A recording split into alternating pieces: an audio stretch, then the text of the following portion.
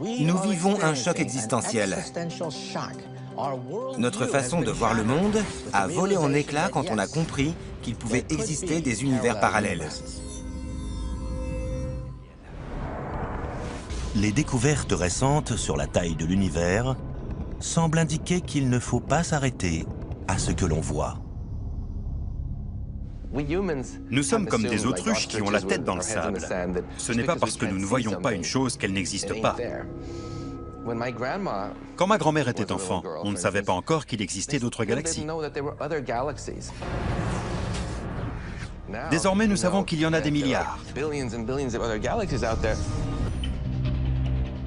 Cette idée des plus extravagantes provient de la mécanique quantique, la science de l'atome. Dans le monde étrange de l'atome, des électrons disparaissent et réapparaissent ailleurs. Les électrons peuvent se trouver à plusieurs endroits en même temps. Ce phénomène de mécanique quantique est entériné dans le principe d'incertitude de Heisenberg.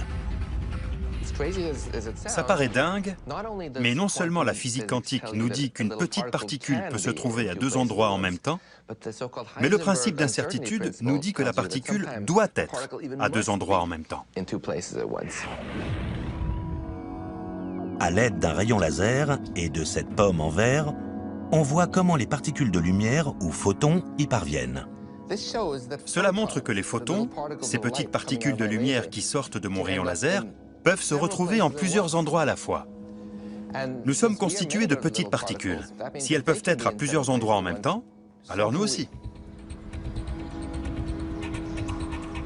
En d'autres termes, il suffit d'une pensée fugace pour que notre corps entier fasse un saut quantique dans une autre dimension et dans un univers parallèle.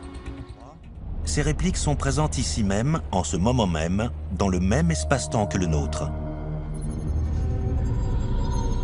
Ils sont dans une autre dimension, mais dans le même espace. C'est une histoire de fou. Il existe un nombre infini de ces dimensions. Ce qui est encore plus troublant, c'est que dans certains de ces mondes multiples, une minuscule différence quantique produite lors d'une pensée peut changer le monde entier.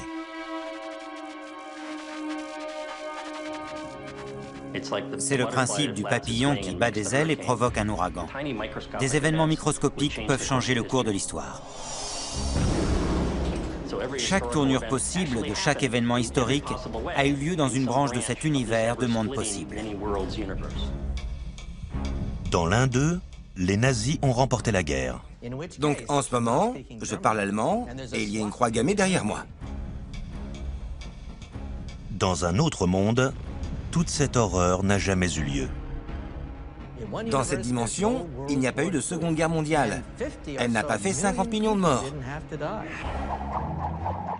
Comme un dé qui serait lancé perpétuellement, chaque résultat potentiel se produira dans l'un de ces mondes multiples.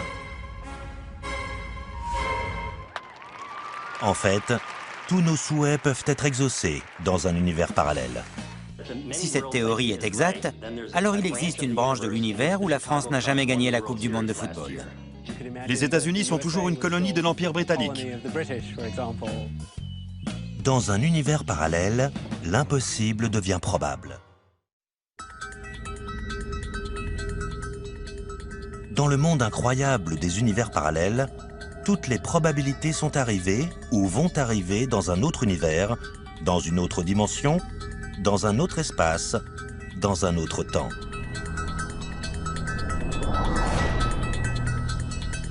Les différences quantiques peuvent réécrire l'histoire, créer des univers multiples, chacun avec des issues différentes, où tout et son contraire sont possibles.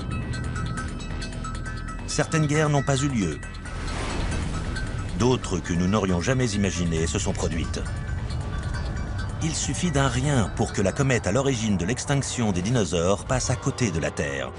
Ces bêtes errent quelque part en ce moment sur la Terre. Tous ces univers parallèles occupent le même espace, mais se trouvent dans une autre dimension, ce qui nous les rend invisibles.